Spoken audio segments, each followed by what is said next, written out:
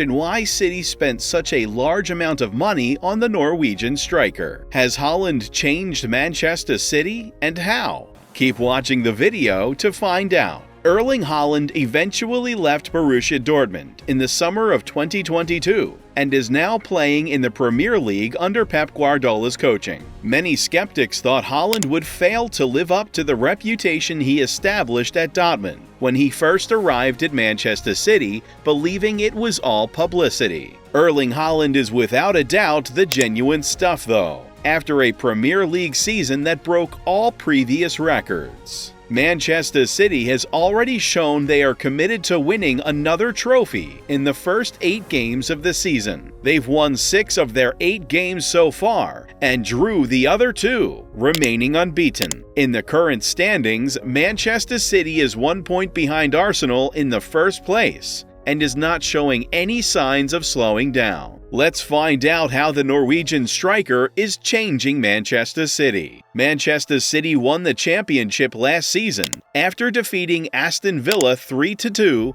on the last day to finish first, just 1 point ahead of opponents Liverpool. Being without a proper number 9 during the season and losing their top scorer Sergio Aguero to Barcelona was a worrying situation for Manchester City. After Aguero left, City was required to use Phil Foden and Kevin De Bruyne as false nines for the remainder of the season. And throughout the majority of the season, pundits and supporters attacked their choice to not acquire a new number 9. Even though City ultimately won the Premier League, there were undoubtedly times throughout the season when their lack of a pure number 9 caused them to struggle in front of the goal. Now this is the moment when Erling Haaland comes on the scene to change the whole game for Manchester City. The last piece of the solution has been provided to Pep Guardiola with Erling Haaland's entry into Manchester City, an aggressive scorer who can replace City's front line and give them a legitimate striker up front. The City now has the option to utilize the same strategies they used when Aguero wore the number 9 jersey, thanks to the arrival of Haaland.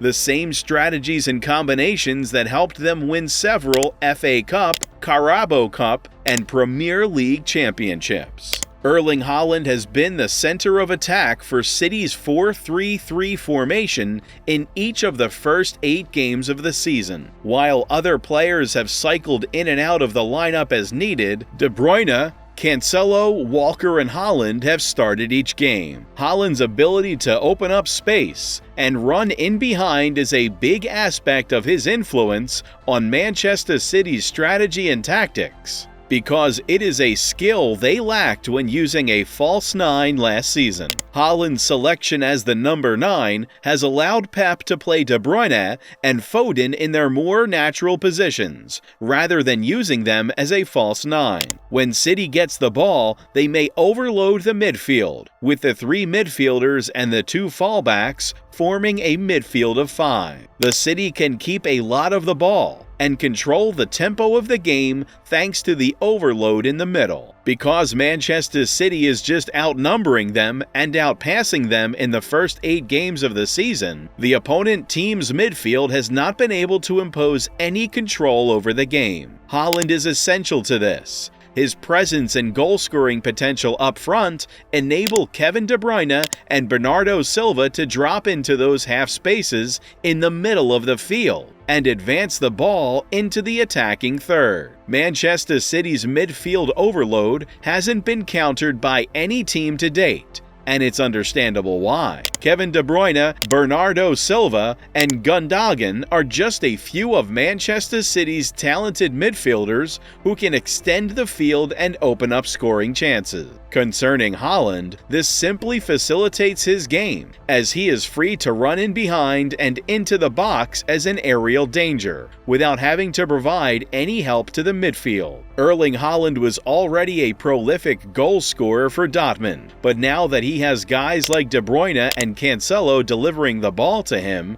it will only make his life in front of a goal better. Due to Haaland's evident danger in front of the goal, the rest of the squad is free to play their style of football without as much concern about goal scoring. Now that Haaland is waiting to catch the ball in the area, players like Cancelo and Walker can cross the ball with much more attacking freedom. Due to this, Cancelo and Walker are now more diversified members of the team and aren't merely overlapping fallbacks. They now have the opportunity to switch into midfield and deliver balls through for Haaland to rush onto. This simply serves to identify Manchester City further and provide them with new lines of attack to use throughout the contest. The City's new style, in which its creative players are allowed to wander over the pitch and play numerous positions, allows them to be more dangerous than ever before. It is almost difficult to know what they will do next, since they have so many different methods to attack and weaken the defense of the other side. The team's increasing unpredictability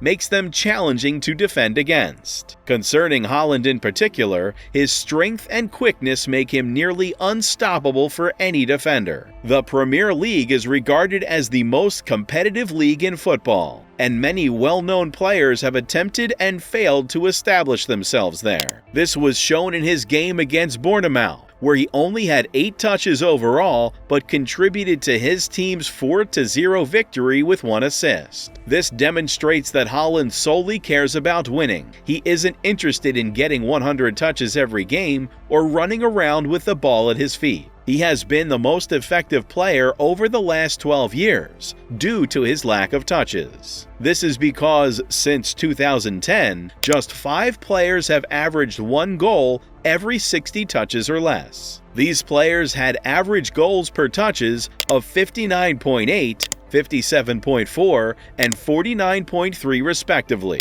for Jermaine Beckford, Sergio Aguero, and Jamie Vardy. Haaland is presently leading the race with a goal every 14.8 touches, which indicates just how tremendously effective he has been in these first 8 games compared to Adam Lafont, who averaged a goal every 39.7 touches. With Erling Haaland at the hub of their attack, Manchester City has been able to play smooth, inventive football as a result. Haaland is changing Manchester City from strategies to goal ability.